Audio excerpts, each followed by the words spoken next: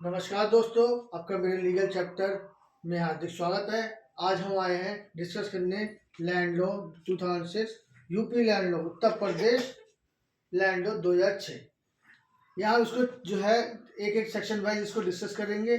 जैसे पहला सेक्शन है हमारा यूपी रिवेन्यू कोड 2006 कैसे एप्लीकेबल हुआ, कहाँ हुआ, किस तरीके से हुआ, इसको डिस्कस करेंगे। हम सेक्शन वाइज यहाँ पे डिस्कस करेंगे।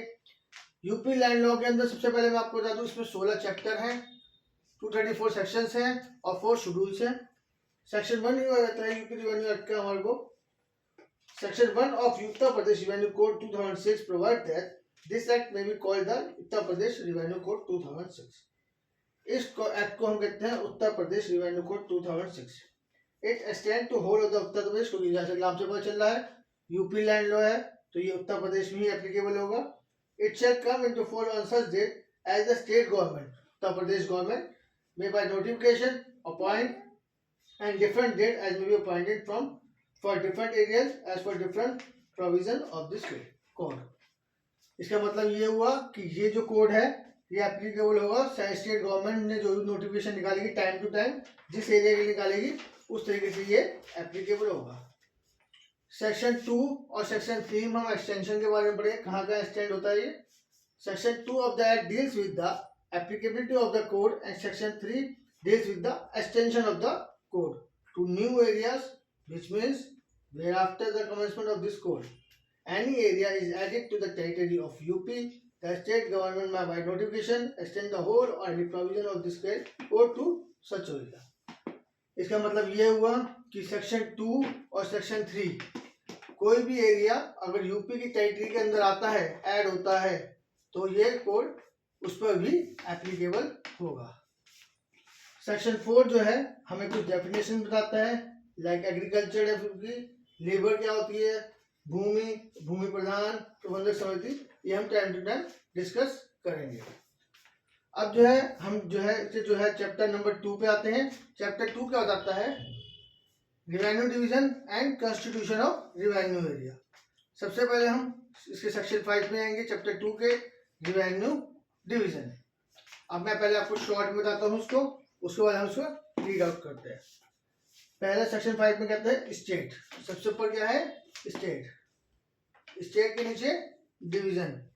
डिवीजन का पार्ट करते हैं हम डिस्ट्रिक्ट में, डिस्ट्रिक्ट को तहसील में, तहसील को परगना में और परगना को विलेज में। ऐसे नीचे से आओ तो विलेज पार्ट होता है परगना का, परगना होता है तहसील का, तहसील डिस्ट्रिक्ट का, डिस्ट्रिक्ट डिवीजन का और डिवीजन स्टेट का।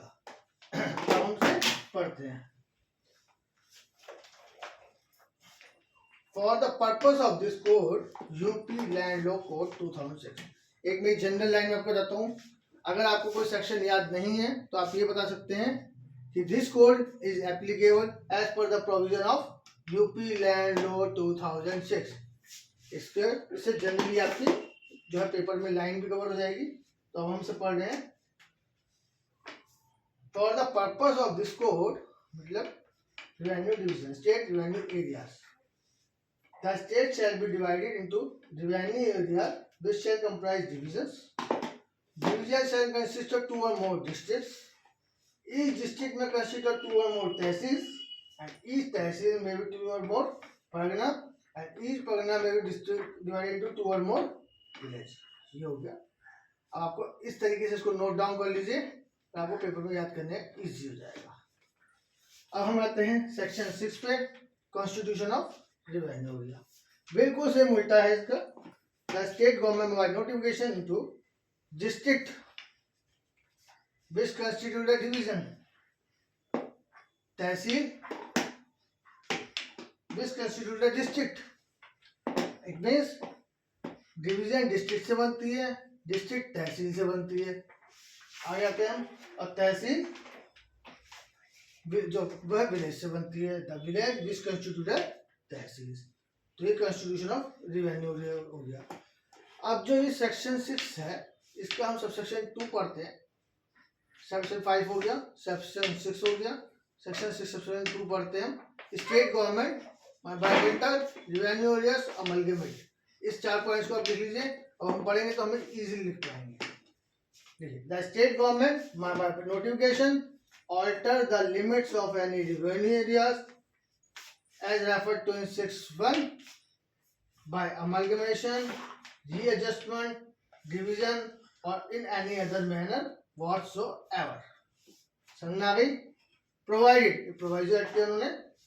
Before passing such order, the state government shall publish in prescribed manner. कोई मैनर उन्होंने बताया नहीं है. Prescribed manner जो प्रिस्क्राइब किया जाएगा. A proposal for inviting objections and shall take into consideration any objection to such proposal. इस line का मतलब हुआ कि स्टेट गवर्नमेंट कुछ भी ऑल्टर करेगी रिवेन्यू एरिया सबसेक्शन 6 सबसेक्शन 1 में जो दिए गई हैं अमलगमेशन एडजस्टमेंट, उसके लिए वो पब्लिक से बाय नोटिफिकेशन पहले प्रपोजल लेगी, ऑब्जेक्शन, और उस ऑब्जेक्शन को कंसीडर करेगी इन अ प्रिस्क्राइब्ड मैनर. अब हम सबसेक्शन 3 पढ़ते हैं. कलेक्टर. कलेक्टर किसी का होता है?